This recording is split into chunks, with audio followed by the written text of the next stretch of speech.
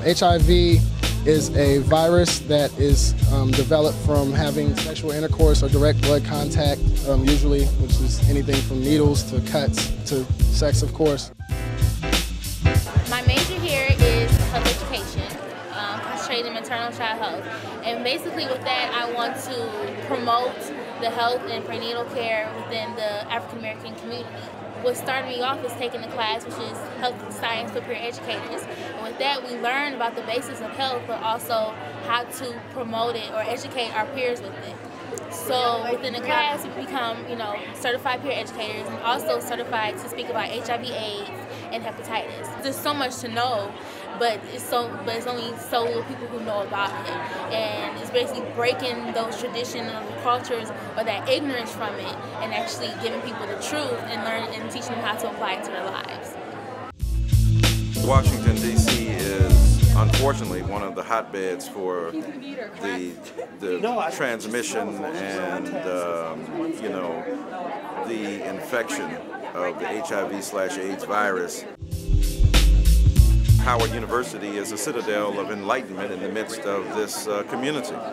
And so it should radiate the presence of intelligence, of honest engagement, and of straight talk about tough issues that have tragic consequences.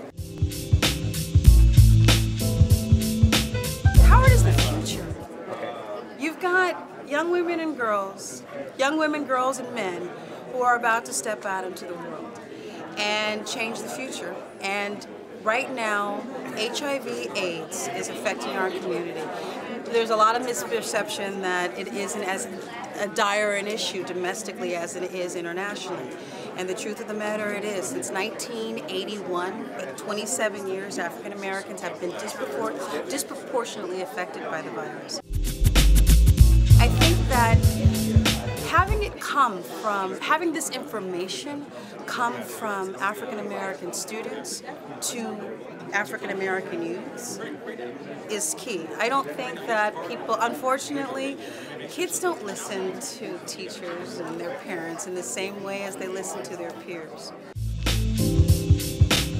It is my hope that after this conference, after this summit and panel, that the young women and men in this room walk out empowered and that they take charge of the destiny, our future. I'm talking about African Americans, and talk to the people that they love, their friends, their cousins, their nieces, their nephews, and give them the information that they need. Unfortunately, it's not on the tip of everyone's tongue that the the leading cause of death for African American women is HIV/AIDS.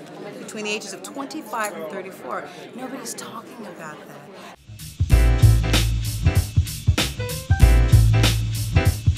Being an MEI grantee, which stands for Minority Education Institutions, it's a wonderful opportunity to get the message out about HIV/AIDS and other STDs.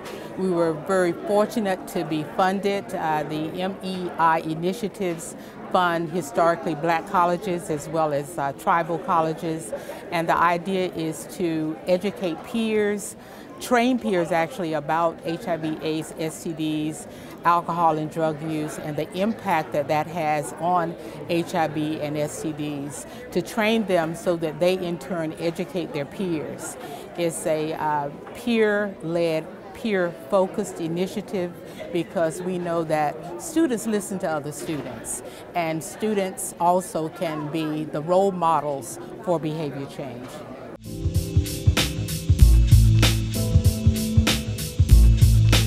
Of course, you can find a lot in the Student Health Center, which many people don't know about. But the good thing is we do have panels. We have a lot of testing. Organizations do bring testing to campuses and dorms. And of course, we have our Higher Education Hip Hop Symposium Summit, where people come in, celebrity figures, scholars, and people come in and actually offer information in a hip hop light. To my knowledge, I don't know how many people within the university population are affected, but according to what I hear as far as statistics go, there's a significant problem, especially in the young black community, as far as AIDS goes and HIV.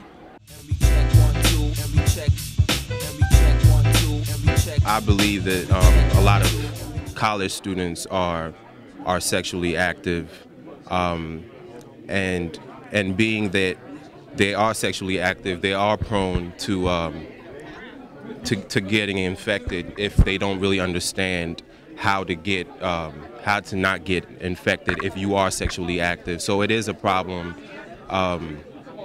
It is a problem for black students because it is a sexually transmitted disease. I would definitely say there's a problem among black students with HIV/AIDS. I would be all over the place, first of all. Like, I would try to be all over the campus, and I would try to recruit people to also be all over the campus, you know, constantly passing things out, constantly having programs and speeches. I think Facebook would definitely be a good website, Facebook and MySpace, because it seems like a lot of students in general are always constantly on Facebook and MySpace, so I feel like that would definitely be a great way to spread information about it.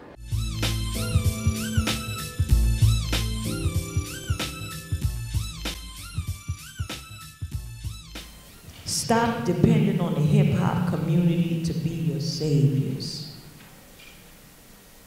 Know that it's entertainment. Know that you are going to be in a powerful place after this semester. And if you're not, guess what? If you are a D student today, you could be an A student tomorrow. Probably why you have not seen me on the music industry scene for quite a while, because I'm not willing to play that game anymore. I'm willing to take a stand, number one, for myself, as a woman, and someone with greater responsibility. I can't look at myself in the mirror at the end of the day when I know that I'm contradicting my own purpose in life, okay? And we all like to have fun. There's nothing wrong with partying. But when you realize and acknowledge what the system is doing and really get educated about that, a lot of things become clear, and your purpose in life does as well. So I don't want to criticize hip-hop. I am a part of hip-hop. There are some positive things that you can find in hip-hop. I'm glad that Howard University is doing this right now at this particular time, because it is so necessary given the epidemic and indeed the pandemic that is incubating in the heart of DC, but also spreading like a virus throughout our community. You all don't understand how powerful you are as an 18-year-old girl to a 10-year-old girl that looks at you. And so I would encourage all of you who are in college. I know they tell us we are supposed to be representing the global community. That's always been the theme at Howard. So we do have a responsibility to reach out to the young girls. And I think so many young girls just don't have a positive older woman in their life. If you can, as a young woman, just mentor them in some way and teach them about boys, because that's what they really want to know, it'll help them. Being an MEI grantee, which stands for Minority Education Institutions, it's a wonderful opportunity to get the message out about HIV/AIDS and other STDs.